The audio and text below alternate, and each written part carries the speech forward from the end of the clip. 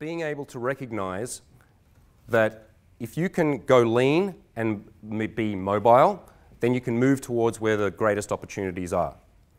And I say this as a warning to men out there who are following very traditional pathways that often involve them getting involved in long-term debt in very expensive economies. The modern, like, American male, if he wants to go to college, is likely to be, and a good college, is likely to be walking away with, what is it, 60, 100 grand worth of debt, something like that. One thing you should note is that you don't actually have to do it here. If you want to, you can go to Germany and they'll more or less pay for your education. I don't know if the Germans want me to tell you that. If they're like, no, we've got enough trouble with the Syrians and now we're going to send the Americans over as well. But the truth is you can get very cheap education over there. I live most of the time in Budapest in Hungary. And it's interesting to see these waves of American students coming over there to study medicine because it's 5 times cheaper than doing it in the States and just as good. So the first thing is, in order to be an effective modern male, one of the best things to be able to do is to think firstly nationally and then globally, and to take advantage of the fact that this is an amazing time and place to be alive if you use it well. It's also a really difficult time and place to be alive if you are stationary, if you cannot pick yourself up and move to places where the opportunities are better. When I first started playing music, I was born and brought up in a city called Canberra, which is the capital city of Australia. Sounds cool when you say capital, but it's not at all a cool place. One of the most boring cities on the planet. The only people there are public servants and heroin addicts, and sometimes they're the same thing. But there's nothing much going on there. And myself and my crew started our band there. We got to the top of the scene, which meant not a lot. And at some point, we realized that if we wanted to go anywhere else, there were systemic limitations to our location. And that's a really important thing to note, especially for people who are involved in, or everyone, but guys who are involving themselves in entrepreneurship, positive thinking, self-development. There's a lot that's talked about in terms of your mindsets, which is very important. It is very important to cultivate positive, effective mindsets. But it is also important to be realistic and recognize when the place you're in does not support you. All right? For me at that time, that was not the place in Australia to be playing music. For a lot of guys who want to have some kind of artistic pursuit or entrepreneurial pursuit or want to be in a world where free, creative thinking is fostered and supported, then your second, third, fourth tier city where people do as told is not necessarily the environment that you want to be in. Who's heard the saying that you basically are or resonate at the same frequency as the 5 people that you spend most of the time with? Yeah, I don't know if I said the quote exactly right, but you get the idea. The people that you hang around with and are with most of the time you tend to operate at that similar level. The people that I grew up with and still love to this day as close friends are not the people that I'm traveling the world with, having crazy and wild, interesting adventures with, because those people have chosen lives that are stationary, that are simpler, more predictable, or whatever they've chosen. But the point being that if you want to be excellent in any field, one of the things you're going to need to do is move to a place where excellence is encouraged.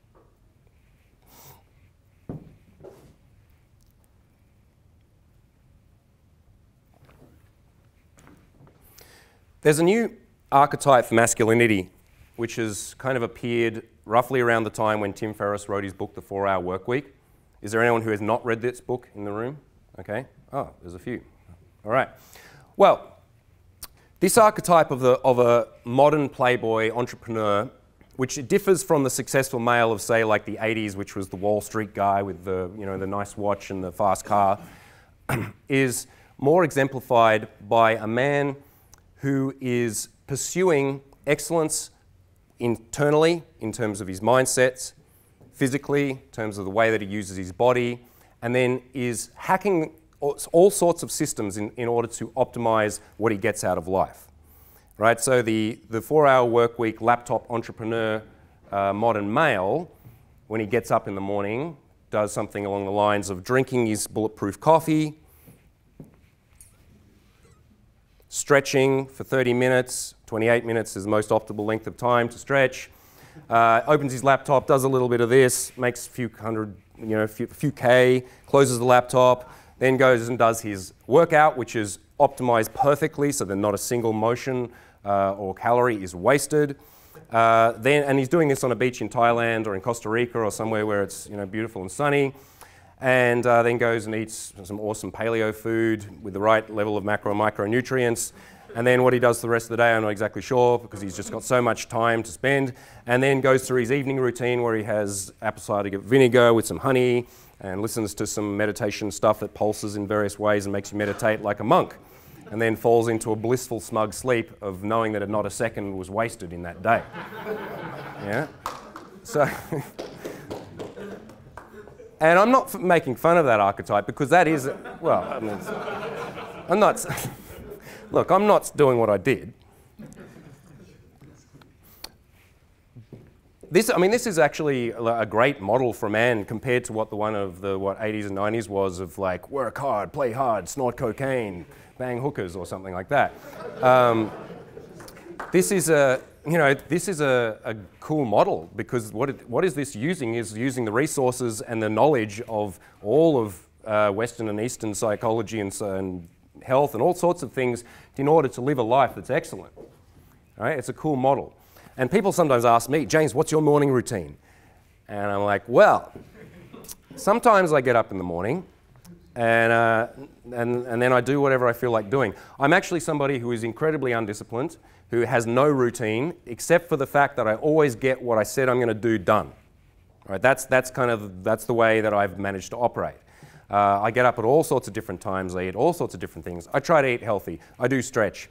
Not every single day, most days. I do work out, not every day, but most days. I do try to use optimizing techniques in all sorts of areas, including my business. But I've never been able to maintain a really heavy discipline that follows an extreme set of steps to get the most out of life. And that's just the way I do things, so I'm not necessarily the best model for someone looking to find optimizing routines. But the thing about this archetype is I've taught lots of guys who fit into this category because it works for some guys. They go out and they figure out how to work from a laptop or how to have skills that are mobile and move around the world, which is something I think is fucking amazing and awesome. Photographers, but massage therapists, life coaches, all sorts of guys who do something on the internet and money appears. These guys are often my clients. And also I bump into a lot of these different guys through my travels and my work. And one thing I've noticed is that as effective as they may be, there is something missing in this archetype, something very vital missing in it, which is that sitting on a beach in Thailand doing all that stuff is really lonely if you don't have a crew around you, is really unfulfilling if you're not actually able to integrate into the society that you've decided to move and become part of. And especially if you're not able to go out and meet women and bring them into your life. Now, I don't want to get down on Tim Ferriss, but anytime I see him talking about his lifestyle and his routine, there seems to be a severe lack of women in the picture. Right? Being able to know that at 9:06 you go to bed with your tonic, where does the sex and the hanging out with the chick fit into that exactly? I'm not so sure. It's a very individualistic and solo pursuit, a lot of this stuff, because it's really around optimizing the individual, which is all well and good, but it doesn't take into account our most basic and pressing needs beyond those of survival, which is community, which is feelings of significance, which is feelings of connection, and of course, which is feelings of sexual satisfaction and intimacy with a partner. In my mind, the absolute most important skill that a man can learn, whether he's going to stay in one city and have a normal-ish kind of life, or whether he wants to hit the road and be bouncing around the world, taking the best of what's available out there, the number one skill that a man must learn is seduction. It is not an optional skill. It is not a hobby. It is not something that you just pick up when you're a young guy to just get laid a bunch of times and then put down again. Because my definition of seduction competency is not hustling drunk girls into bed night after night in trashy one-night stands. Yeah, I mean, that may be an element of it, or that may be something that you go through at some point in your life. But seductive skill is the ability to have choice, is the ability to go and see that woman over there and go, okay, everyone looks at the back, there's no woman there, that one that I talked to once, not you, Liam. To go over there and make a good impression and try and get something started. Because without it, you are going to be living in scarcity. Most men, although they may live in a major metropolis, are essentially living in a small village when it comes to the choices they have with women. And they are choosing from a very, very small pool, and therefore the likelihood of finding the one or the right one for that time is non-existent, which means that they're often going to get into shitty relationships with girls that are not right for them. They may be right, the girl and he may be right for other people. Doesn't mean they're awful human beings, just means they're not right for each other.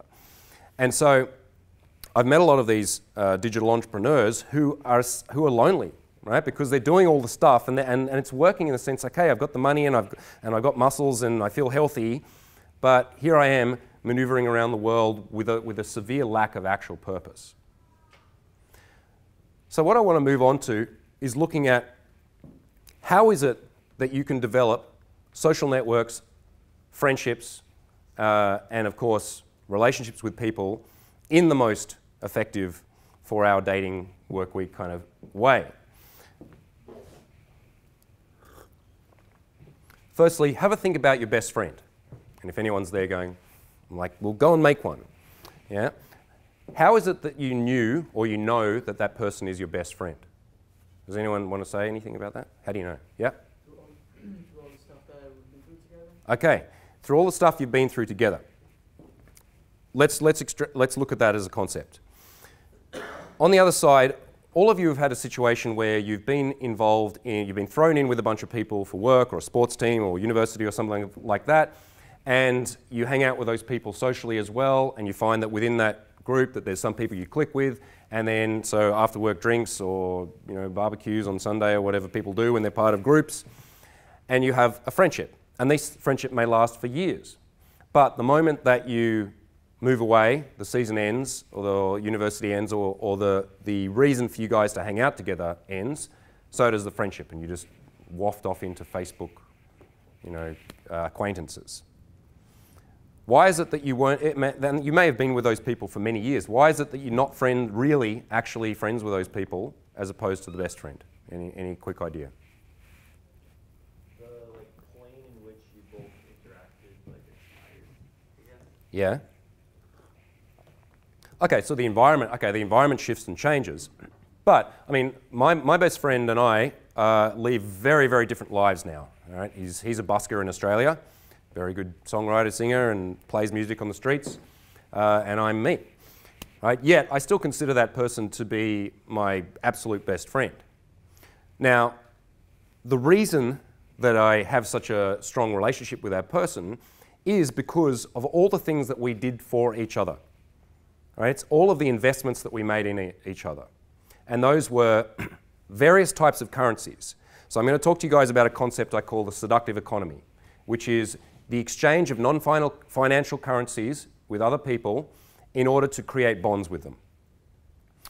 Because the way that you actually create, particularly between men, strong relationships is through debts and favours. The reason why the relationship in the sports team dissolves after the end of the sporting season is because you guys didn't invest anything in each other aside from time spent around each other. Right? You may have been civil, you may have been friendly, you hang out, you drink beer, you do whatever you're doing together, but there has been no real stretch on either side.